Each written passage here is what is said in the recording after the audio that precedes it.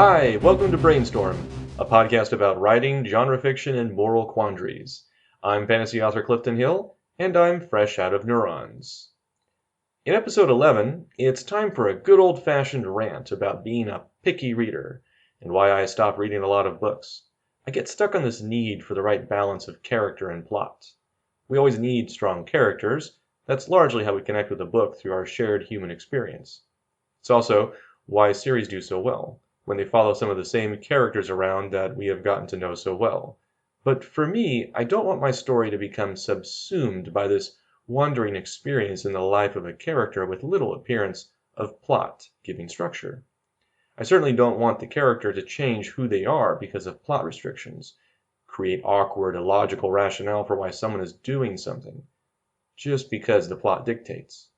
And a major fantasy novel by an indie writer did just that for me. Let's examine. Now, on with the show.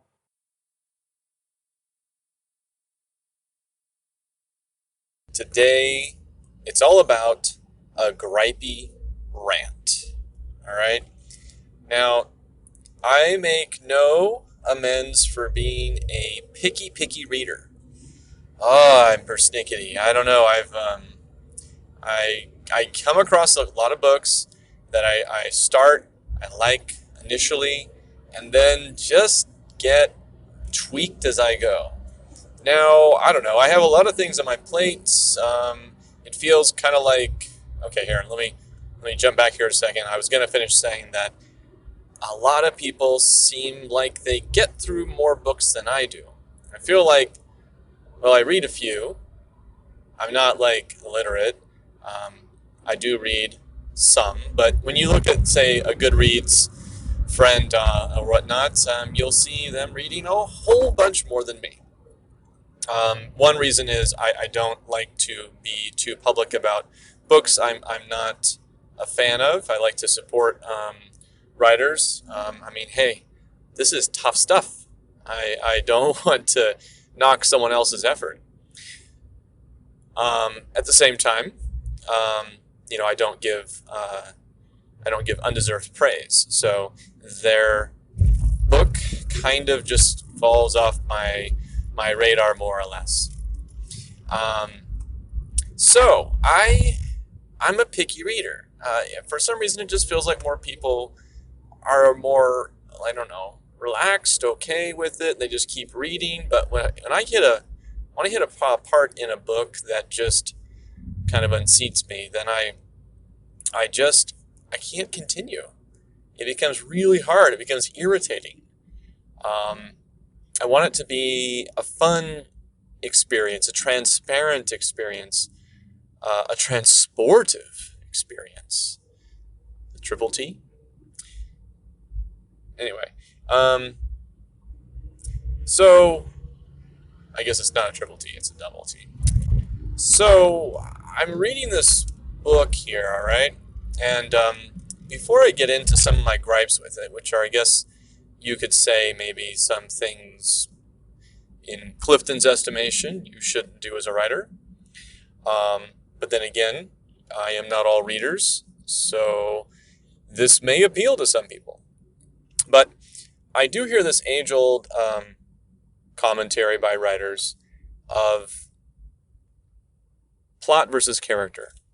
Do you make a book that is focused around plot, or do you make a book that is focused around character? I think I've said before, if not, I will try to say here in a better fashion, that I think you need both. You obviously need strong characters. That's kind of a given. As cool as some of the conceits of certain franchises are, like Star Wars and whatnot, they're not, come on, like glowing laser swords in space with, wizards in space. As cool as the concept is, as cool as the idea is to us fantasy nerds and sci-fi geeks, we need strong characters.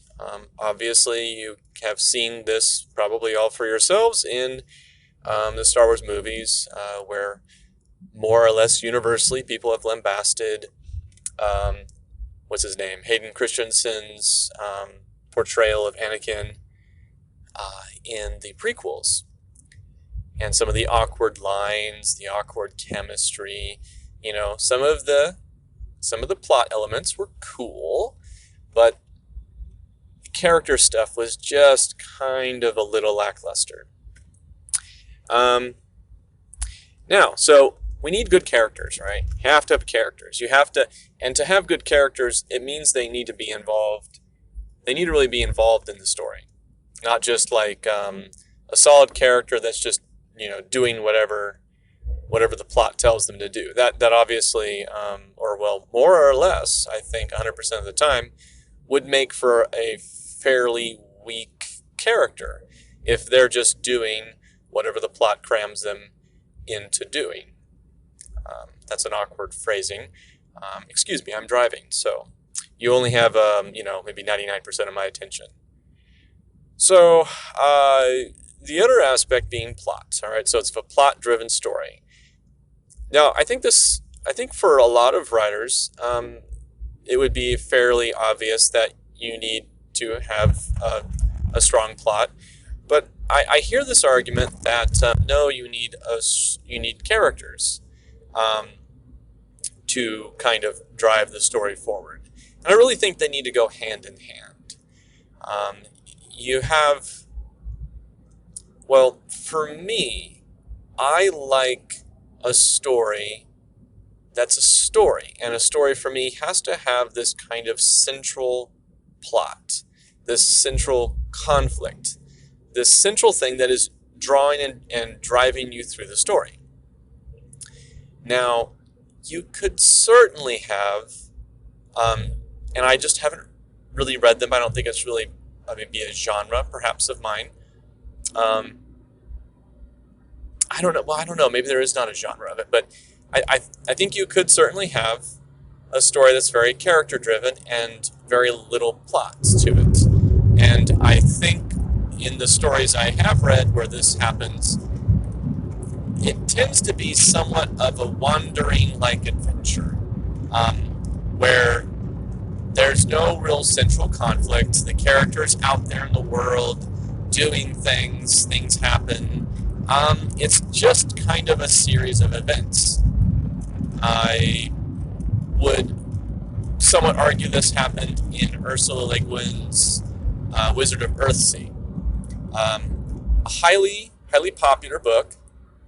I know it's almost maybe tantamount to heresy to speak poorly of it, but and I enjoyed quite a bit of it, but I really felt like he was just wandering, and I want more purpose to the story, personally. If I'm going to devote and sit down and read a story, I want to be there for a reason. Though I do not want the plot to dictate how my characters react, which I think is when you have an overly plot-driven story. Where characters break their break the mold of themselves, break what makes them them, just because the author is trying to cram them through some certain plot points. So again, I think you need like a balance of the two. All right.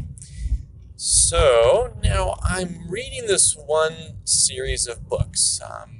So I'll give you at least the fact it's by an indie author, and I like the individual. I've listened to them in numerous times. They really seem to know what they're talking about. They're well versed in fantasy and sci-fi.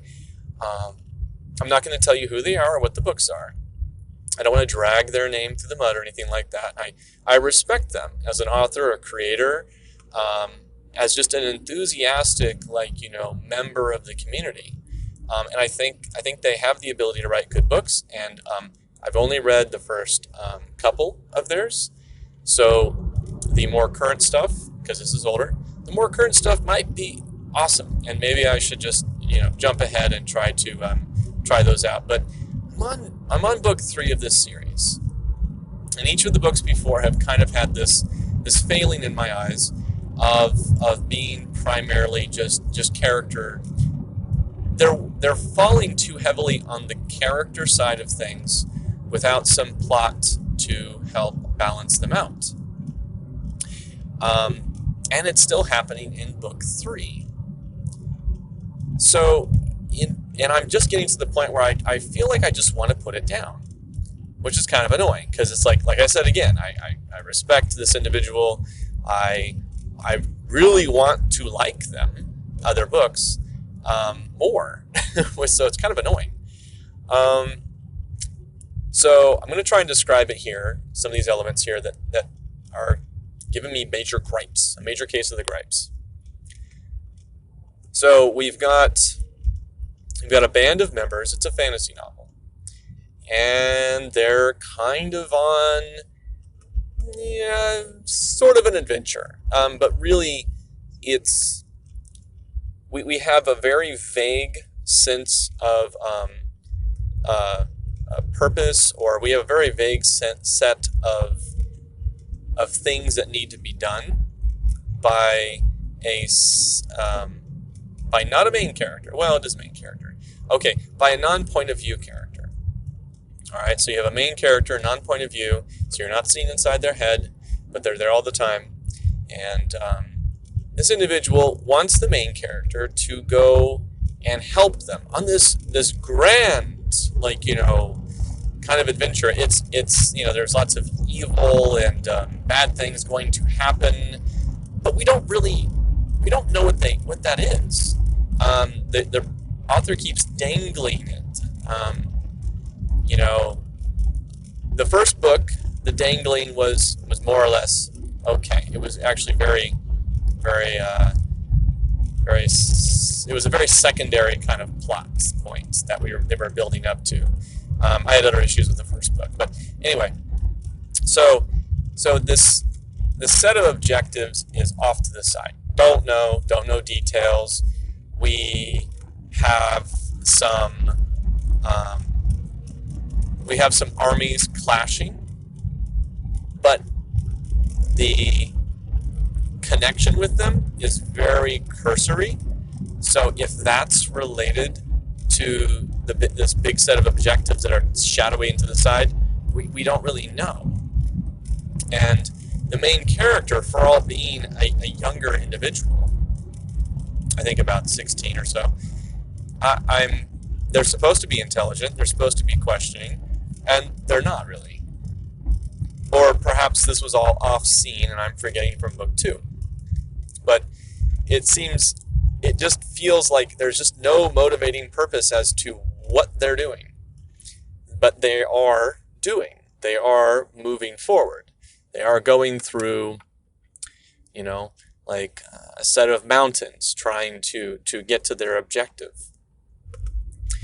Trying to avoid people that have issue with them, that are set out to capture them. For one of them is in violation of certain of their orders, like requirements or precepts. So here we are. We're wandering. We're trying to get through, and the party keeps getting waylaid by various things, including some humanoids that get pissed off at them. They run. They think they're okay. It's just wandering, and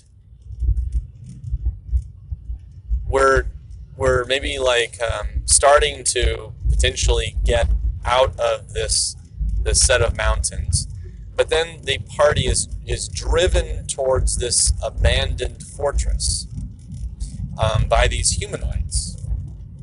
Now the party tries to press on through the humanoids to not be pushed the way they want them to go, but they're attacked and they turn aside and retreat, but they're not hurt.